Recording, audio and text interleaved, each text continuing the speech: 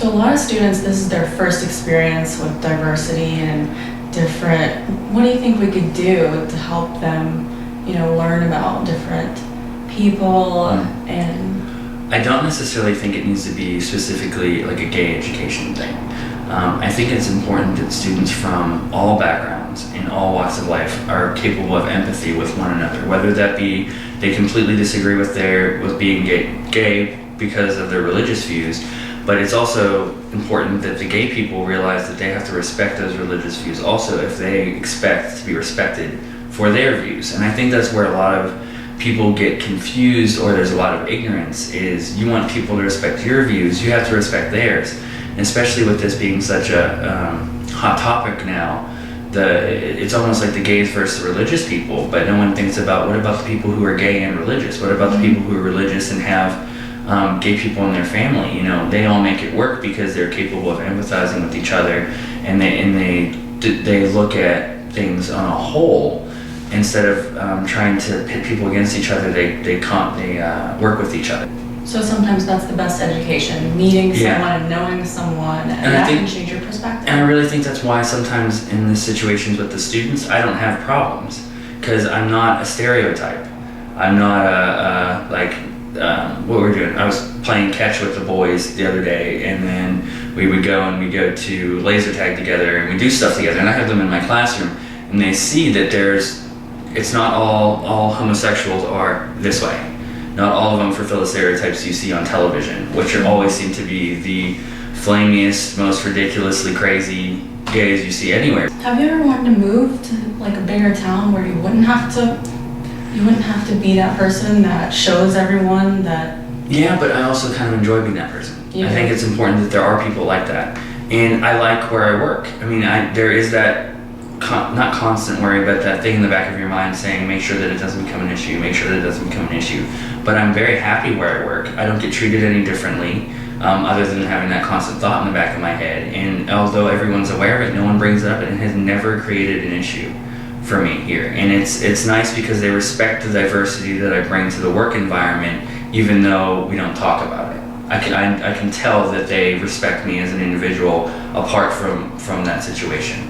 And that's made me very happy where I work. Would I like to move somewhere where there are more people like me in a more liberal environment? Absolutely. But at this point in time, this is exactly where I want to be, and being the person that helps change the stigma is important to me, because I can't just wait for somebody else to do it. Yeah. Are there any LGBT, probably not T, but students? I don't even know what letters we use anymore. I know, there's so many Q, but have any of those students come to you for guidance? Yes, and actually children or relatives of people who work here have brought their maybe gay, maybe not, or openly gay family members here to talk to me about questions they maybe can't answer or they're not comfortable with answering. And that in itself says a lot about the environment here, because they know that they can be comfortable with me giving one of their family members to me for advice and things like that. And it makes me feel really comfortable, and that they trust me with that kind of stuff. And there's students that come here too. We do have an LGBT group that is affiliated with us, but not many of our students actually go to it because it's not really widely known. And you have to tread lightly working in an institution with a religious affiliation when you bring up things like that, because it has to be student-started, it has to be student-centered, it has to be student-run. There's an advisor, but all of it has to be student-governed, because you don't want to create an environment where the community becomes upset because a faculty or staff member at an institution started an organization like that when they're religiously affiliated. Is it on campus? They meet off campus. Sometimes they meet on campus, but I haven't seen them meet this semester here, no. So did you look into, when you were choosing which college, did any of those factors, like if they have a LGBT group or anything, were you concerned with that at all? No.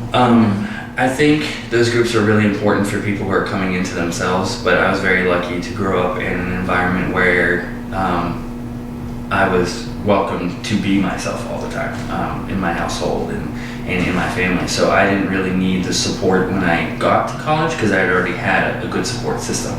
But not everyone comes from that, so it's important to have something like that available to students. especially in conservative areas.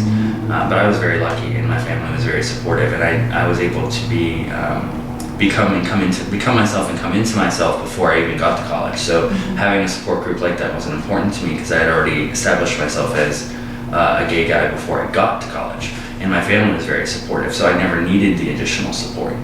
Did you have any negative reaction toward you in college? Yeah, I mean, when you go to a Catholic college, I knew what I was getting myself into. It was important to my family that I go to a Catholic school, so I did that for them, but not a lot of issues. So pretty much I think we need to start young with children and respecting all different groups. Right. It's not about educating kids in the heterosexual lifestyle or the homosexual lifestyle. It's about educating kids in being respectful to each other. I think there's almost too much emphasis on being so careful on not stepping on this group's feet or this group's feet, or not saying something rude that'll step on this group's feet. It needs to be more about respecting people as a whole and being empathetic to the situations that they're in. I don't think it's about picking out a group and being like, all right, today we're going to focus on learning about homosexuals and how to like them, and don't use the F word, stuff like that. It's about picking specific things that apply to all the groups and educating students on how to understand what those people go through, or what not to say, or how to be empathetic, or how to approach situations, or educating counselors. I don't think there should be separate groups of like, you should understand where all of your students come from and be educated in order to properly facilitate a counseling center for those students.